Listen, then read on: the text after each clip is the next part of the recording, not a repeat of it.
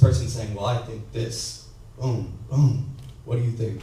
And you go, well, that's cool, but what about this? Boom, boom. So now you're debating, okay? On a stage, outside of a cipher is a group conversation or something where people are watching sort of intimately on a debate. On a stage in a contest, this is like a public debate. It's more of a performance you're putting on because it's not so personal like we're debating alone. It's more like we're debating and everybody else has an opinion, so I'm aware of you, so I'm thinking about what you're thinking too, and I might address you, and then I'm addressing whoever I'm battling as well. So that's another element, but it's more of like giving a speech in school. It's more like getting in front of the class and being like, this is what I've researched, and this is what I'm saying, and this is what I'm doing.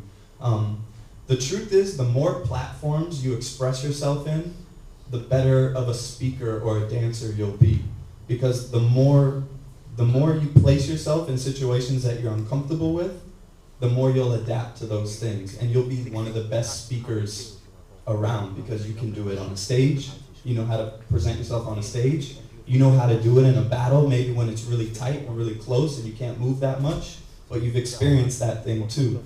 So these different platforms, clubs is a different feeling too, right? In a club cipher, that's a completely different feeling than like an on-stage cipher.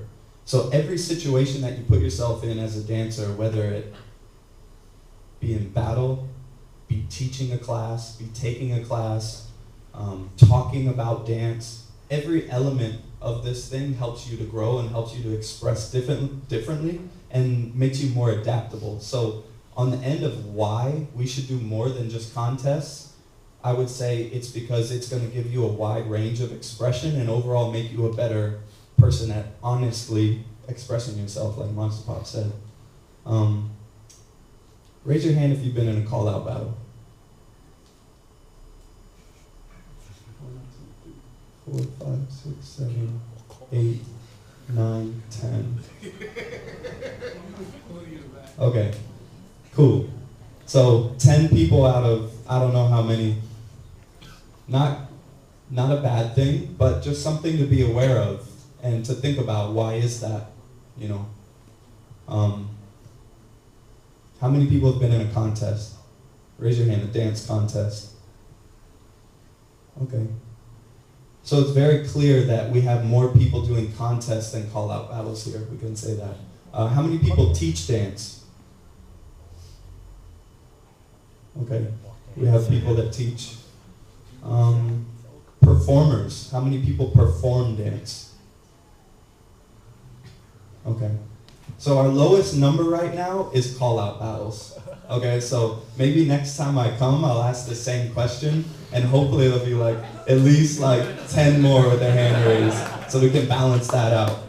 So cool. That's all I got for that. I just wanted to see. It's just interesting. Cool. Actually, I got a question like regarding battles to like Robin and Ziming, because you know like we came from like I would say like maybe second generation of like the poppers here in Singapore, and I remember back then even with Max and all, right? Yeah. There used to be a bit more aggression in the sense of like battles and like the way we were caught popping by Michael and like Ben. So he used to like call us out, and in the sense like we go to the studio, we do like 7 to smoke, you know, he make us all battle him, and then he would say that not good enough, and, you know. So it's like very much more like what I would say closer to what I feel that the battles, the feeling that you get when you battle somebody is than the contest, you know. So like, what do you think about the today's generation? Like, do you think we should bring it back and like, you know, should we go harder, or you think like there's a different route for us to take in terms of battles and contests? You know? My personal take on this, right, is before when we started, there was only 2 places to learn popping. It's either studio or old school. So that's where the rivalry came about. So that's where the studio start to have, you know, like one want to be better than the other, and then happened to be because popping was new, very new. So there's a lot of us to learn and a lot of us to find out. We are very hungry. we are very hungry to learn more. Okay? And then because of that, then we hear, oh, that guy was suddenly do strutting or crazy legs were very good. Okay, I'm going to start to learn darting. And like what Master Bob just say, like, oh, we'll top off each other. I'm going to train my legs and I'll train my way just to be better than you. So that's what it is last time. Okay? For the current generation, I personally feel we are not hungry enough because your information is everywhere, especially internet. It's easily just get off that information off the internet, just post that question. So many people reply you, but which one is true? You have to make your own decision on that. Right? So my personal take is the current generation, they are feeding off the YouTubes, trying to be famous overnight maybe, trying to get more fans, get more likes for your Facebook post or Instagram. So that's my own thinking. So you're hungry for attention, but you're not hungry to improve your own dance. Before, we are very hungry to improve our dance.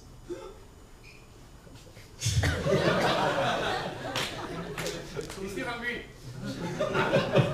I totally agree with that because just personal experience, I remember in dancing when there wasn't YouTube and so forth and so on, and just having to like travel somewhere and just hope to like meet some dancers. Then you meet a dancer and then you know this dancer, you exchange information that you have, and you would value so much just like this particular moment of like, I had the chance to like talk with this dancer and we exchange information.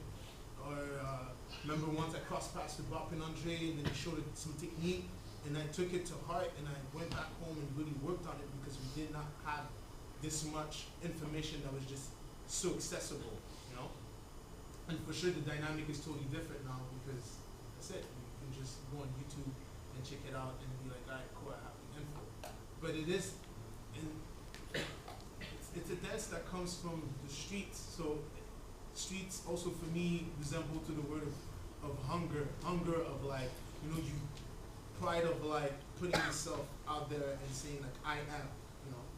And it's not to say I'm better, it's just like, I am. Like, solidly saying I am. So that hunger also comes from that, saying like, you know what, I am this person, so I'm going to work hard to that people can recognize I am who I am. So I totally agree with that. It's get hungry. Get hungry. Yeah. Sorry, what's the question again?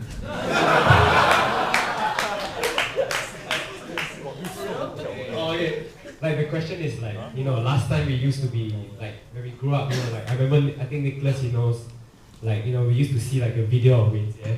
Then we heard some rumor like, you know, this guy can beat Michael in 1 month's time. Then we were like, then we were like, okay, we're gonna beat that guy. So, you know, like I remember those days where we used to have that hunger and like we wouldn't let the next guy stop us from growing. You know, and even to prove Michael wrong, like if the guy say like, oh, your pop is no good, we're gonna get it good next month, you know, something like that. So like, do you think like we should bring that kind of culture back, or should we do something different, like moving forward for everybody? I think a balance is really important. I think we cannot bring the gang culture or the crew culture, that much of a crew culture from the US to Singapore. It will not fit in here. Yeah, but if you really watch a lot of documentary, like all the blood and the cream, yeah, you think that you are, what is that recent? The 2 words recently, tough life.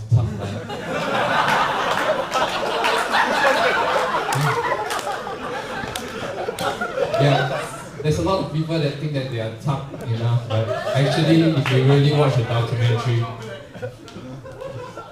yeah, we cannot bring that kind of culture here in Singapore. But I'm gonna be honest for something.